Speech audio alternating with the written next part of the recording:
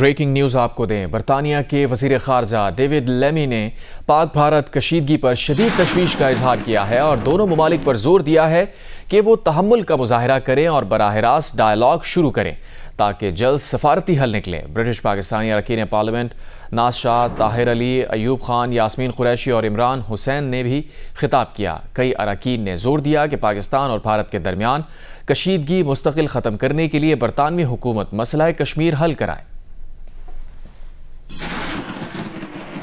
Our consistent message to both India and Pakistan has been to show restraint. They need to engage in dialogue to find a swift diplomatic path forward. The UK has a close and unique relationship with both countries. It is heartbreaking to see civilian lives being lost. If this escalates further, nobody wins.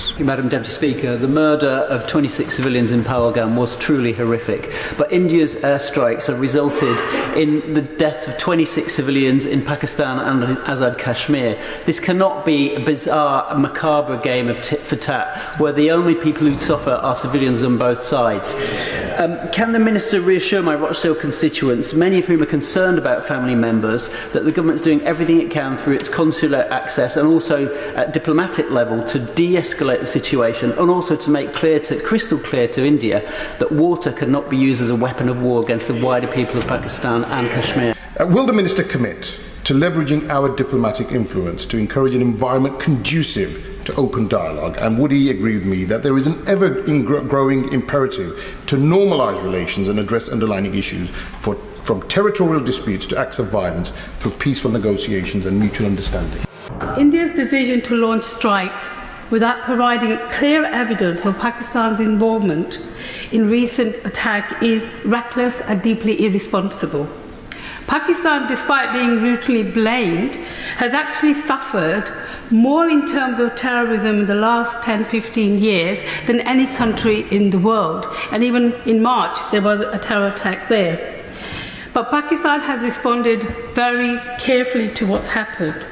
What I would ask, can I ask the Minister that would he urge India to stop escalating tension and to press for credible evidence and dialogue instead of aggression? 26 people have lost their lives in the Pahalgam attack, the terrorist attack, and now 26 people lost their lives in yesterday's attack.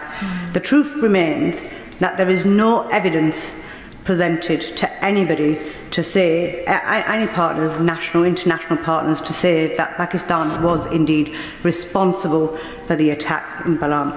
That is not being presented. Does the Minister agree with me, and I thank the Minister for coming so soon to the House and all his efforts in trying to de-escalate, but to actually get de-escalation, then, and if India is so certain, then does he agree with me that India should be sharing that evidence with the world to justify this barbaric attack on killing 26 people and attacking mosques in the middle of the night? India's record on Kashmir is not something to be proud of. It has been ethnic cleansing Kashmiris for over 78 years. Modi's record on human rights is not forgotten. An individual who once was barred from coming to this country. Kashmir has a history that spans over 4,000 years. It has never been part of India and will never be part of India. That can remain a distant dream of Modi. Does the Minister agree with me that now's the time to de-escalate, but also make sure that the promises of a plebiscite for the Kashmiri people are also delivered, so this issue can be resolved for once and all? India's airstrikes in Pakistan and Azad Kashmir have seen the killing and injury of dozens of civilians, including children, and it has led to a massive escalation in the real threat of war between two nuclear powers. This follows 2 weeks of bulldozer tactics and thousands of mass arrests in Kashmir, the unilateral withdrawal from the Indus Treaty effectively threatening collective punishment on millions of Pakistanis, and now this act of aggression, all in complete contradiction of international law. The Minister is right to say that the international community must now focus towards de-escalation and stability. But this cannot be achieved in full without addressing the central issue of Kashmir.